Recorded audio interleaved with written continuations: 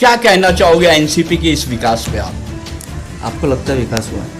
आप एक नहीं, आपको क्या मैं आपसे एक मैंने सवाल आपसे पूछा, आप बताइए आपको विकास लगता है कि NCP आप इतना विकास बता रहे तो मैं आपसे ही पूछ रहा हूँ कि जितना विकास आपने बताया आपको लगता है वो विकास है? मैं आप लोगों को यही बताना चाहता हूँ कि ये लाली पाउडर, ये ब्यूटिफिकेशन नहीं चाहिए। ये हर इलेक्शन से पहले बनते हैं, कई सालों से बनते आ रहे हैं। मैं हर साल देख रहा हूँ, मैं बच्चा था जब से देख रहा हूँ हमारे शहर में इलेक्शन आने से पहले फाउंटेन लगा दिए जाते हैं जगह जगहों पे। इलेक्शन बाद कौन उनको मेंटेन करता, उखाड़ दिए जाते। ये ब्यूटिफिकेशन हमारी ज़रूरत नहीं, हमारी ज़रूरत एजुकेशन है। हमारे बच्चों का फ्यूचर एजुकेशन है। हमारे बच्चों को अपना यानी मुस्तकबिल संवारने के लिए उनको नशे की तरफ ना जाए, उसके लिए प्लेइंग ग्राउंड्स है। आज हमारे शहर में प्लेइंग ग्राउंड्स है। ये बेसिक चीज़ों पे बात करिए, ये ब्यूटिफिकेशन और ये सब देखो, जिनकी आप बात कर रहे हो ना वो सिर्फ झूठी बोलते हैं। उन्होंने तो पूरे हिंदुस्तान का सबसे पहला हैंगिंग मार्केट बनाने का सपना भी देख लिया था। वो तो उसका भी दावा कर दिए थे कि अभी मैं टीएमसी कमिश्नर से मिलकर आ रहा हूँ और मैं वो दे रहा हूँ। मेरे पास एक छोटी क्लिप है, अगर आप बोलो तो मैं आपके वीडियो पे वो छोटी क्लिप दिखाना चाहता हूँ। वो क्या बोल रहे, किस तरीके से अपने किए हुए वादों को आगे बोल रहे, वो दिखाऊँ मैं आपको कि वो आवाम को किस तरीके से बेवकूफ़ बना रहे। ये सब बातों से कोई मतलब नहीं है। मेरा एजेंडा है कि हमारे शहर को बेसिक नीड्स जब पूरी नहीं होगी तो डेवलपमेंट कहाँ से हुआ? डेवलप शहर वो होता है जिसके अंदर बेसिक चीज़ों के लिए आपको तकलीफ ना उठाना पड़े। हर दूसरे दिन आप परेशान रहते हो, शहर की आवाम परेशान रहती है। और इनके वादे तो मत पूछिए, जिस तरीके से पूरे देश में नरेंद्र है उसी तरीके से यहाँ जितेंद्र है। बस वो भी फेंके जा रहे, ये भी आगे स्टेज पे फेंके जा रहे। डेवलपमेंट के नाम पे जीरो। एक विजन होता है।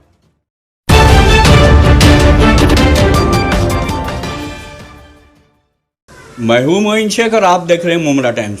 दोस्तों, जैसे कि आप सभी लोग जानते हैं कि एमआईएम के कलवा मुमरा विधानसभा के अध्यक्ष सेब पठान, जिन्हें तड़ीपार कर दिया गया था और तड़ीपार होने के बाद लगभग 437 दिन के बाद उनकी मुमरा में वापसी हुई थी और काफ़ी धमाकेदार उनकी वापसी थी। ऐसा लग रहा था कि पूरा शहर जो है सड़कों पे उतर आया है। लोगों ने उनका हार्दिक दिल खोल के उनका हार्दिक स्वागत किया मुमरा आगमन पे। तो हमारे साथ इस वक्त बात करने के लिए खुद सेब पठान यहाँ पे मौजूद है। तो आज हम उनसे बात करेंगे कि ये जो 437 दिन जो काफ़ी लंबा पीरियड होता है वो उन्होंने मतलब कैसे गुजारे और इन दिनों के अंदर उन्होंने क्या खोया और क्या पाया, ये हम जानने की कोशिश करेंगे सेब पठान से।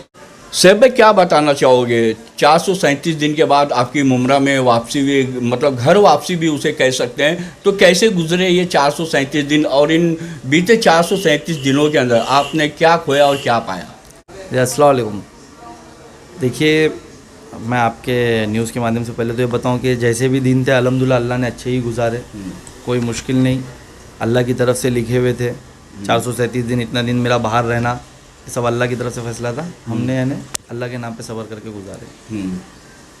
तो आपने मतलब काफ़ी मिस किया होगा अपने शहर को, अपने परिवार को, तो उसके बारे में आप क्या बताना चाहोगे? जी डेफिनेटली। देखिए कि यानी कोई 4 दिन अगर अपने घर से, अपने लोगों से, अपने उससे दूर रहे तो उस पर क्या बीतती आपको पता ही है। और मेरा तो लगभग 437 दिन था।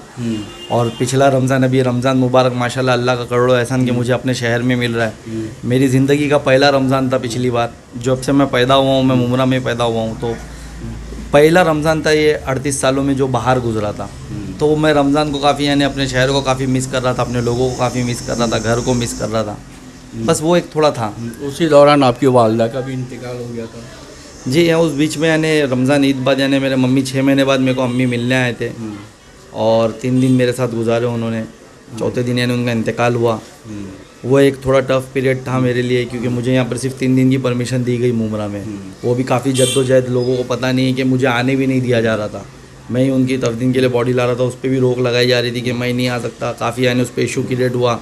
मैंने पूना से काफ़ी यानी जो प्रशासन है उनसे मैंने कहा कि जो आपसे बनता आप करिए, मुझे अरेस्ट ही करोगे। बहुत यानी बहुत कुछ खेल हुआ, उसमें भी मुझे रोकने की बहुत कोशिश की गई। लेकिन वो कहते हैं ना कि अल्लाह जिसकी मदद करता है उसको कोई यानी वो नहीं होता। तो अल्लाह की मदद थी, मैं आया। मुझे फिर बाद में 3 दिन की परमिशन मिली। 3 दिन बाद मुझे शहर से जाना पड़ा। अच्छा सेब, मैं आपसे जानना चाहता हूँ कि मतलब आपके ऊपर जो आरोप लगे थे और जिनके आधार पे आपको तड़ीपार किया गया था, क्या उन आरोपों में इतनी मतलब सच्चाई थी या इतने ठोस थे वो आरोप कि आपको मतलब तड़ीपार किया जाए? देखिए कि आप लोगों को पता है कि किस तरीके से, एक तो यानी आपको पता होगा कि जब मुझे तड़ीपार किया गया तो उस वक्त सिर्फ 2 केसेस थे। और 2 केसेस मुझे बताने की ज़रूरत नहीं। एक केसेस आप जानते हो, आपने खुद कवरेज किया था वहाँ पर जब वो सत्कार समारोह रखा गया था कुल जमात की तरफ से, तो उस वक्त मुझ पे एट्रोसिटी एक्ट लगाया गया था और 353 जो सरकारी काम रोकने का एक्ट होता है, तो ना तो वो सरकारी काम था कुल जमात की तरफ से फैसिलेशन वो, और दूसरा एट्रोसिटी जो अधिकारी ने मुझ पे लगाया, आप सब जानते थे, आपने न्यूज़ कवरेज की थी, वहाँ वो मौजूद ही नहीं थे। वो पूरी तरीके से फेक केसेस मुझ पे बनाए गए। उसके बाद लॉकडाउन में खाना बांटने के ऊपर विवाद हुआ, उसको भी एक अलग इशू बता करके उस पर बनाए गए। दोनों के चलते मुझे तड़ीपार कर दिया गया। पहली बात तो 2 केसेस में किसे तड़ीपार किया जाता है? ना तो मैं गुंडा था ना कुछ, मैं एक छोटा एक सोशल वर्कर, एक एमआईएम पार्टी से बिलोंग करने वाला पार्टी का कार्यकर्ता था। मैं अपनी यानी जो शहर में जो गलत चीज़ देखता हूँ उसके लिए वॉइस रेज करता हूँ, बस मेरा यानी यही था। बस ये सब पॉलिटिकल इशू बना करके ये 2 जो छोटे केसेस पे किसे तड़ीपार नहीं किया जाता, लेकिन मुझे तड़ीपार किया गया। तो कहीं ना कहीं ऐसा आपको नहीं लगता कि किसी राजनीतिक दबाव के चलते आपको तड़ीपार किया गया? ये डेफिनेटली राजनीतिक दबाव के चलते ही किया गया। मैंने इससे पहले भी आपको बताया काफ़ी, यानी मैंने प्रेस कॉन्फ्रेंस ली थी कि किस तरीके से मुझे तड़ीपार नोटिस दिया गया, किस तरीके से मेरे साथ व्यवहार किया जा रहा है, उस वक्त किसा पॉलिटिकल प्रेशर बनाया जा रहा है कि आप ये पार्टी नहीं वो पार्टी करो, ये करो, ऐसा करो। वो सब मैंने तफसील से उस वक्त भी बताया था आपको। अभी वो सब प्रक्रिया जो हमारी कानूनी चल रही है, तो इंशाल्लाह ताला जब वो सब खुलासा होगा तो मैं आपको डेफिनेटली वहाँ से रिजल्ट आने के बाद बताऊँगा। अच्छा साहब भाई, तड़ीपार के और 37 दिन जेल में रहने के बाद आपकी जब मुमरा में वापसी होती है और जिस तरीके से यहाँ की शहर की जनता आपका स्वागत और सत्कार करती है, उस बारे में आपका क्या कहना है? बहुत खुशी की बात है। मुझे उम्मीद नहीं थी कि मैं यानी आज कोई अगर 15 दिन के लिए अपना एरिया अपना घर छोड़ता है तो लोग उसे भूल जाते हैं। मेरे शहर ने मुझे 1.5 साल बाद भी यानी इस तरीके से वेलकम किया, मुझे उम्मीद नहीं थी। ये अल्लाह की तरफ से यानी इज़्ज़त थी जो लोगों ने मोहब्बत के ज़रिए मुझे बताई। यानी एक वो नहीं था, कोई अनाउंसमेंट इतने बड़े तरीके से नहीं हुआ था। हम लोगों ने सिर्फ ये कहा था, मैंने एक छोटा सा लाइव दिया था फेसबुक का मेरे कुछ यानी पार्टी वर्कर्स के साथ, कि हम संडे के दिन यानी मुमरा आ रहे इतने दिन बाद और आप लोग सपोर्ट करिए और आगे भी हमें सपोर्ट करिए। हमारी मंशा ये थी कि आगे के बोलने के लिए कि हम लोग आ रहे हैं, अब आप आगे सपोर्ट करिए। लेकिन उसी दिन लोग इस तादाद में रोड पे उतरेंगे और इस तरीके से वेलकम करेंगे, ये मेरे अल्लाह का करम है। और सेब मैं आपसे ये भी जानना चाहूँगा कि 1.5 साल मतलब बाहर रहने के बाद, तड़ीपारी की मतलब होने के बाद और जेल में रहने के बाद, क्या सैफ पठान के हौसले आज भी उतने ही बुलंद है जितना तड़ीपार होने से पहले थे, या सैफ पठान टूट सा गया है? जी ऐसा कुछ भी नहीं है। अल्हम्दुलिल्लाह मैं जहाँ था वहाँ, अगर टूटा होता तो बहुत सी चीज़ें चेंज हो चुकी होती थी। मैं आज भी वहीं हूँ, मेरा स्टैंड वही क्लियर है। शहर के हक़ के लिए जब तक यानी मेरे अंदर दम है, मेरे अल्लाह ने मुझे ज़िंदा रखा है, मैं बोलता रहूँगा, आवाज़ उठाता रहूँगा। उसके लिए मुझे कोई रोक नहीं सकता। ये जेल और ये हमारे हौसले नहीं तोड़ सकती। हम एमआईएम पार्टी से बिलोंग, आज भी हौसले बुलंद है? अल्हम्दुलिल्लाह अल्हम्दुलिल्लाह। आपको लगता है कुछ चेंजेस आया है मुझ में? नहीं, मुझे तो नहीं लगता है। यानी देखिए ये सब यानी एक पॉलिटिकल स्टंट था जो मेरे साथ किया गया। वो लोगों को ऐसा लगता था कि उनका पावर बहुत ज़्यादा है, वो अपना पावर दिखा रहे थे कि सैफ पठान इलेक्शन में नहीं आवे, लेकिन वो भूल गए थे कि सबसे बड़ा पावर अल्लाह का है। अल्लाह ने जब उनका पावर बताया, इलेक्शन ही आगे चला गया। आप कितना करोगे? तो मैं अल्लाह की ज़ात पे भरोसा रख के चलता हूँ। मुझे यानी ये सब चीज़ों से आप तोड़ नहीं सकते हो। अच्छा साहब, क्या कहना चाहोगे यहाँ की जो सत्ताधारी पार्टी है, जैसे कि आप भी जानते हैं कि कुछ ही महीनों के बाद यहाँ पे मनपा की चुनाव होने जा रहे हैं, मगर यहाँ की जो सत्ताधारी पार्टी है उनका कहना है कि मुमरा में विपक्ष दूर तक नज़र नहीं आता, विपक्ष का पूरी तरीके से सफाया हो चुका है। इस पे आपका क्या कहना है? देखिए कि ये उनका घमंड, उनका तकब्बुर उनसे बुलवा रहा है। पूरी तरीके से विपक्ष शहर में ज़िंदा है। मैं नहीं भी था तो शहर में काफ़ी काम हो रहे थे, और जब विपक्ष नहीं है तो आप इस तरीके से टारगेट किसे कैसे करते हो? किसी व्यक्ति को इस तरीके से 2 केसेस में तड़ीपार करवाना, आपके लोगों का ही नाम आता है, उसके बाद यानी जेलों में फिर स्टेटमेंट बढ़ना, ये सब करना, फिर झूठे FIR और होना। जब मैं सुप्रीम कोर्ट में था तो अगर विपक्ष नहीं है तो आपको इतनी बौखलाहट क्यों है? आप पूरी अपनी ताकत क्यों लगाते हो कि विपक्ष इलेक्शन में इधर ना है? और ये उनका घमंड है। इंशाल्लाह ताला विपक्ष किसे कहते हैं, वो 2019 में शहर की आवाम ने बताया था 30,500 वोट गिरे थे सिटिंग MLA के अगेंस्ट में। इस शहर से 30,500 वोट गिरे थे। और भी यानी अभी जो इलेक्शन है उसमें यानी आवाम बताएगी कि विपक्ष किसे कहते हैं, आवाम बताएगी। इसका जवाब मैंने इंशाल्लाह ताला वोटों के ज़रिए आवाम देगी। तो आगामी मनपा चुनाव के अंदर आप किन मुद्दों को लेके मतलब चुनावी मैदान में उतरेंगे? आपकी पार्टी मतलब किन मुद्दों पे चुनाव लड़ेगी? देखिए मुमरा शहर है ना, मुद्दों से भरा पड़ा है। आप जहाँ पर पैर रखोगे वहाँ मुद्दा है। आप बताओ मुमरा शहर में डेवलपमेंट क्या? कुछ बड़े मुद्दे जैसे कि आपको पता है कि टोरेंट हम लोग पे मुसल्लत कर दी गई है। टोरेंट को हम पे लाया गया। आज मैं जेल में था, जेल तो उसमें तो मंत्री साहब ने राहत भी तो दे दी है बिजली के बिलों में। क्या राहत दी आपको, क्या राहत मिली है? हाँ, उसके अंदर मतलब काफ़ी राहत देने की उन्होंने घोषणा की है कि मतलब जो बिल है उसको एक साथ नहीं भरना पड़ेगा, मतलब उसके अंदर भी उन्होंने वो किया कि मतलब थोड़ा थोड़ा करके भी भर सकते हैं। देखिए, मैं आपके यानी रिपोर्टर भाई इकबाल भारती भाई, उन्होंने एक खुलासा किया था कि कितना % कमीशन मंत्री महोदय को मिल रहा है या जो भी सत्ताधारी लोग हैं उनको मिल रहा है। मैं आपको ये पूछना चाहता हूँ कि पीडी का बिल तोड़ के भरो या एक साथ भरो, लेकिन भरो क्यों? मेरा सिंपल सवाल यही है कि पीडी परमानेंट डिसकनेक्शन MSEDCL ने किया, MSEB ने किया। टोरेंट कौन होती है उसकी वसूली करने की? 5-5 साल 10-10 साल पुराने। अभी मैं जेल में था, मुझे कुछ लोग मिले जिनको टोरेंट ने जेल में पहुंचाया है, कोई वायर ज्वाइन कर रहा तो उसे पहुंचाया। ऐसे काफ़ी लोग मिले, लिस्ट है मेरे पास, नाम है मेरे पास, उनके सब एड्रेस है। आप मुझे बताएं कि ये बिल भरने को कहना ये कौन सी राहत है? जो बिल की चर्चा ही नहीं है, तुमने एक तो प्राइवेट कंपनी हमारी मंजूरी के बिना हमारे शहर में ला दी सिर्फ अपने कमीशंस के लिए। अब उसकी यानी कमीशंस, अपने कमीशंस पाने के लिए आप जो पेमेंट लोग करने मना कर रहे हैं कि हम पीडी नहीं भरेंगे, पीडी करते वक्त MSEDCL के ऑफिसर लोग ने, MSEB के ऑफिसर लोग ने, हमारी शहर की जनता जो बहुत यानी भोली है, वो जब वहाँ पर MSEB में जब जाती थी पेमेंट करने के लिए, तो वहाँ पर बैठे हुए उनके जो ऑफिसर होते थे वो अपने दलाली के चक्कर में ये कहते थे कि आपका 1 लाख रुपया बिल है। मैं जो जेन्युइनली वो बता रहा हूँ, आप भी इसके मुतमईन रहेंगे कि जो लाख रुपया बिल है, आप लाख रुपया मत भरिए, हम 20,000 में आपका ख़त्म कर देते। तो आवाम को क्या लगता था कि वो 20,000 पेमेंट लेकर ख़त्म कर रहे, उनको ये नहीं पता था कि 20,000 ये अपने खीसे में ले रहे। तो वो ये ले करके उसे पीडी करते थे और नया मीटर लगाते थे। तो ये वसूली आवाम से होना चाहिए या उन ऑफिसरों से होना चाहिए जिन लोगों ने की? तो आप वो जो ऑफिसर जिनके रहते हुए, जिनके क्या बोलते हैं टाइम पीरियड में, जब वो जो कार्यकाल में, उस वक्त पे आप जो ऑफिसर मौजूद थे जिन्होंने पीडी की, उन पे कार्रवाई करे। क्योंकि हमारे आवाम तो सिस्टम पे बैठकर पीडी नहीं करी ना, परमानेंट डिस्कनेक्ट नहीं करके नया मीटर तो नहीं दी ना, ये तो उनके ऑफिसरों ने किया। ये स्कैम उनका है। तो हमारी आवाम 337 करोड़ बकाया है पीडी का हमारे मुमरा शहर से।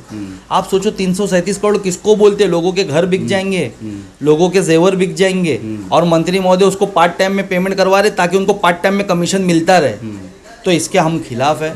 ये सहूलत नहीं, ये आपको राहत लग रही होगी, मुझे ये अभी भी उनका कमीशन लग रहा है। और कमीशन आपको नहीं लगता कि आप मंत्री साहब पे बहुत बड़ा गंभीर आरोप लगा रहे हैं? जी, मैं नहीं लगा रहा हूँ, ये आपके रिपोर्टर भाई ने पूरा खुलासा किया, इकबाल भारती भाई ने। मैंने उनकी न्यूज़ देखी है, मैं आपको उनकी न्यूज़ के लिंक्स भेज देता हूँ, मेरे पास वीडियो भी अवेलेबल है। उन्होंने पूरा खुलासा किया, उन्होंने बताया कि कितना % क्या मिल रहा है, तब जाकर के हमें पता। हमको तो देखो पहले से खबर थी, कहीं से हम सुन रहे थे कि भाई ये प्राइवेटाइजेशन को कोई कमीशंस की वजह से किया जा रहा है, लोगों के, इनके कार्यकर्ताओं के यानी यूनिट्स माफ़ किए जाएंगे, इनको बिल्स माफ़ किए जाएंगे, इनको कुछ पैसे दिए जाएंगे, ये सब हम सुनते थे।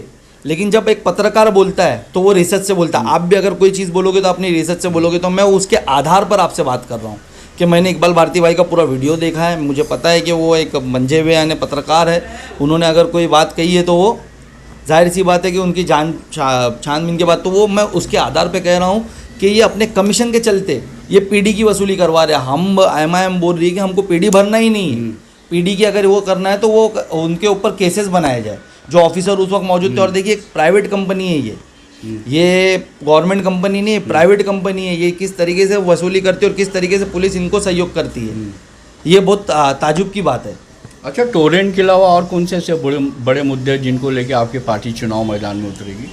मैं आपको कह रहा हूँ कि शहर पूरे मुद्दों से भरा पड़ा है। यानी यहाँ पर शहर में आज ट्रैफिक का मुद्दा है, हमारे शहर के जो हॉकर्स भाई सब यहाँ के हॉकर्स हैं, उनके हॉकर जोन का मुद्दा है, TMC स्कूलों का मुद्दा है। जो यानी TMC स्कूल 2008 से पहले ना, TMC स्कूल तो है मुमरा कौसा। बता रहा हूँ आपको, 2008 से पहले जितनी TMC स्कूल्स थी जो हमारे शहर में, उस वक्त 4 लाख 4.5 लाख की आबादी थी, जो उनके लिए जितनी स्कूलें थी, आज भी उतनी स्कूलें। जब हमारे शहर की आबादी, अब आपसे पूछूंगा तो आप बताओगे कि 13-14 लाख के करीब होगी, तो स्कूलें क्यों नहीं बढ़ी? ये मुद्दे। आज हमारे शहर में एक प्लेइंग ग्राउंड है क्या? आप बताओ। आप यहाँ पर देखो, स्टेडियम का हमको हवाला दिया जाता है, लेकिन स्टेडियम में एक गरीब का बच्चा खेल सकता है क्या? आप अभी ग्लोबल मीडिया का न्यूज़ में देख रहा था, लाख लाख रुपया फीस ली जा रही है वहाँ टूर्नामेंट्स कराने की। तो एक गरीब का बच्चा वहाँ खेलने जा सकता है क्या? तो हमारे शहर में प्लेइंग ग्राउंड नहीं है, वो एक मुद्दा है। हमारे शहर के सीनियर सिटीजन्स के लिए नाना नानी पार्क नहीं है। अगर आज आप कोई सीनियर्स को अगर कोई वक्त गुजारने के लिए कहीं जाना हो, दिल बहलाने के लिए, तो कहाँ है हमारे शहर में? तो शहर मुद्दों से भरा पड़ा है।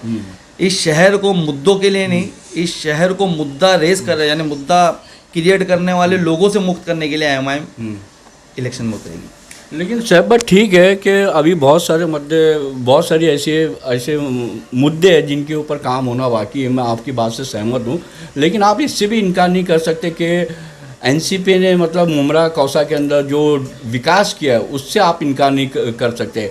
यहाँ की चाहे वो मेन रोड की बात हो या गली मोहल्ले की सड़कें हो, आज पूरी तरीके से कंक्रीट की हो गई। अस्पताल भी बन गया है, कब्रिस्तान भी बन गया है, स्टेडियम भी बन गया है, सलाटर हाउस भी बनाने की जल्दी बन जाएगा। और ऐसी घोषणा की है मंत्री जितेंद्र आवाड ने अभी भी दो चार दिन पहले। और इसके अलावा भी जो पानी की समस्या थी मुमरा कौसा के लोगों के लिए, मतलब उसके लिए भी कई टंकियाँ बनाई गई, सम पंप बनाए गए। तो ऐसा नहीं, मतलब आप इससे इनकार नहीं कर सकते कि एनसीपी पार्टी ने विकास किया है। तो क्या कहना चाहोगे एनसीपी के इस विकास पे आप? आपको लगता है विकास हुआ है? आप एक नहीं, आपको क्या लगता है? मैं आपसे एक मैंने सवाल आपसे पूछा, आप बताइए, आपको विकास लगता है कि नहीं आप NCP का? आप इतना विकास बता रहे, तो मैं आपसे ही पूछ रहा हूँ कि जितना विकास आपने बताया, आपको लगता है वो विकास है? आप मुझे बताएं कि आज कश्मीर से लेकर कन्याकुमारी तक रोड बन रहे हैं कंक्रीट। अभी दीवा में गया था, दीवा में भी कंक्रीट रोड बन रहा है, गली गली गुच्छे में बन रहा है। मैं अभी थाना में गया था, थाना में भी हर तरफ यानी गली गुच्छों में कंक्रीट रोड बन रहा है। इतना विकास हो गया है और आप बोलते हैं। मैं आपको वही, अब मेरे को आंसर कंप्लीट करने दीजिए।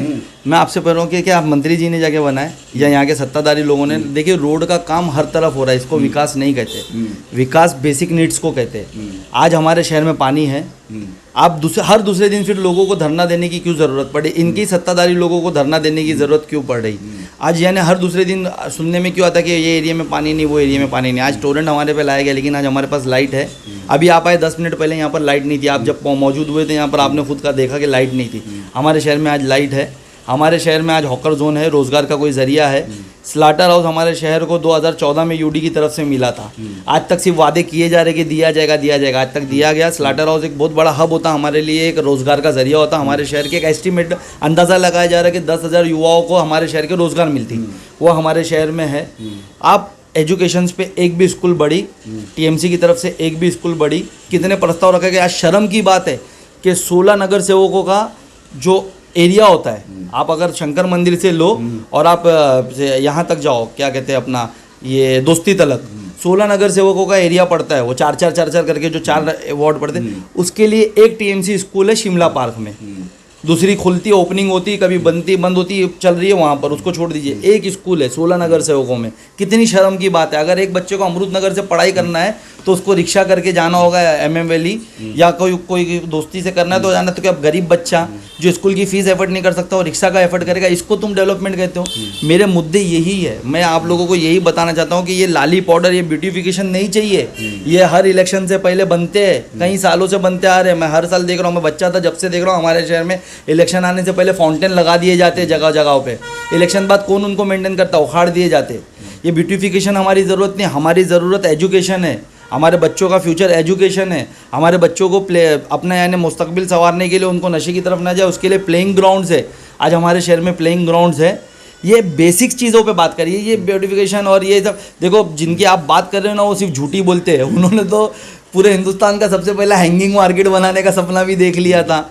वो तो उसका भी दावा कर दिए थे कि अभी मैं टीएमसी कमिश्नर से मिलकर आ रहा हूँ और मैं वो दे रहा हूँ। मेरे पास एक छोटी क्लिप है, अगर आप बोलो तो मैं आपके वीडियो पे वो छोटी क्लिप दिखाना चाहता हूँ। वो क्या बोल रहे, किस तरीके से अपने किए हुए वादों को आगे बोल रहे, वो दिखाऊँ मैं आपको कि वो आवाम को किस तरीके से बेवकूफ़ बना रहे।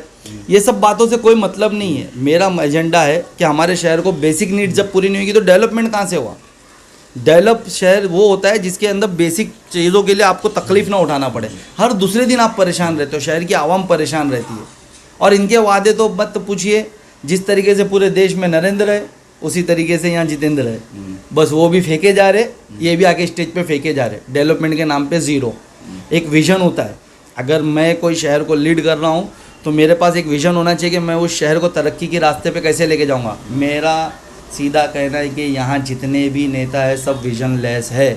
इनसे अगर इनका एक्शन ऑफ प्लान पूछ लिया जाए तो इनको पता ही नहीं होगा कि आने वाले टाइम में शहर को क्या ज़रूरत आने वाली और हम उसके लिए अभी से क्या हल करें। ये सिर्फ इस तरीके से वीडियोस बनाएंगे, झूठे वादे करेंगे और वलगलाएंगे। ये विजन लेस लोग है। अच्छा सेब भाई, ये जो आगामी कुछ महीनों के अंदर जो मनपा के चुनाव होने जा रहे हैं, तो क्या आप बता सकते हैं कि आपकी पार्टी मतलब चुनाव मैदान में मतलब कितने कैंडिडेट उतारने जा रही है मनपा के चुनाव में? देखिए कि हम लोग इंशाल्लाह ताला पूरी सीटों पे लड़ेंगे मुमरा की, हम पूरी ताकत से लड़ेंगे इंशाल्लाह ताला। जितनी भी सीट है हम लोगों को लगता है कि हमको उतारना चाहिए, हम उतारेंगे। अभी वो उस टाइम पे डिस्कस होगा, फाइनल होगा। और भी कुछ लोग हैं टीम के जिम्मेदार हैं, उनसे बात कर लेंगे। और आप मुमरा कौसा की मतलब जो जनता है उनसे मतलब आगामी मनपा चुनाव को लेके मतलब क्या अपील करना चाहेंगे अपनी पार्टी को लेके? देखिए कि आप लोगों ने पिछले यानी 20-20 सालों से यहाँ के नगर सेवकों को मौका दिया है। उनके एरियाज़ में आज एक म्यूनसिपलिटी स्कूल तक नहीं बना पाए वो लोग आपके लिए। उनके एरियाज़ में आज एक यानी नाना नानी पार्क नहीं बना पाए सीनियर सिटीजन्स के लिए। हॉस्पिटल हमारे शहर का बुर्ज खलीफा जैसा बन रहा है। 2014 से अभी तो एक PIL भी दाखिल हुआ उस पर। आज ही मैंने उर्दू टाइम्स के यानी न्यूज़ में पढ़ा कि उस पर PIL भी दाखिल हो गया। उस पर जो करप्शन हुआ कई 100 करोड़ का, वो आज जेई नगर सेवकों से इनकी नाकारेपने की वजह से आज TMC कमिश्नर जो विपिन शर्मा है 3200 करोड़ का बजट पास होता है पूरे यानी थाना उसके लिए, लेकिन मुमरा को 1 रुपया नहीं दिया जाता। ये बोल करके कि इससे पहले जो बजट आप लोगों ने लिया है उसका हिसाब दो, और ये नाकारों लोग वहाँ हिसाब देने तक नहीं पहुँच रहे, क्योंकि इन लोगों ने जितना भी बजट आपके लिए आया था, आपके शहर के विकास के लिए आया था, चपट कर गया इन्होंने। तो इस बार एक अच्छे क्लीन छवि के लोगों को मौका दीजिए। हमारे पार्टी से हम लोग उतार रहे हैं, हमको एक मौका दीजिए। इंशाल्लाह ताला हमारे लिए यानी जो भी यानी डेवलपमेंट के मुद्दे हम उस पर बात करेंगे। आपके शहर में हम डेवलपमेंट लाएंगे। ये हमारा शहर, हमारा घर है, हम इसे लूटने के लिए नहीं आए। ये जो लुटारू बैठे हैं इनको इस बार बाहर करना बहुत ज़रूरी है, नहीं तो यही सब बुनियादी सहूलतों के लिए बस आप धरना देते रहोगे, इनकी एक्टिंग देखते रहोगे। तो एक बार MIM को मौका दीजिए। इंशाल्लाह ताला इस शहर का मुस्तकबिल अब MIM और आप लोगों के हाथ में है। एक अच्छा फैसला लीजिए, अपने वोट्स का सही इस्तेमाल कीजिए।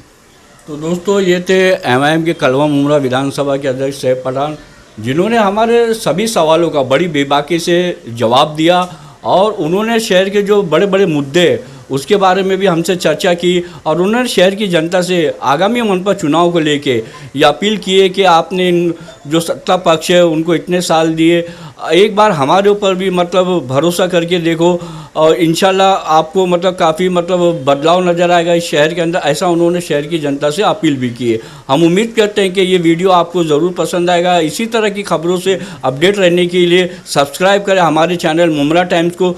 तो दोस्तों फिर मिलते हैं एक नई खबर के साथ, तब तक के लिए अपना ख्याल रखें, सुरक्षित रहे। जय हिंद, अल्लाह हाफिज़।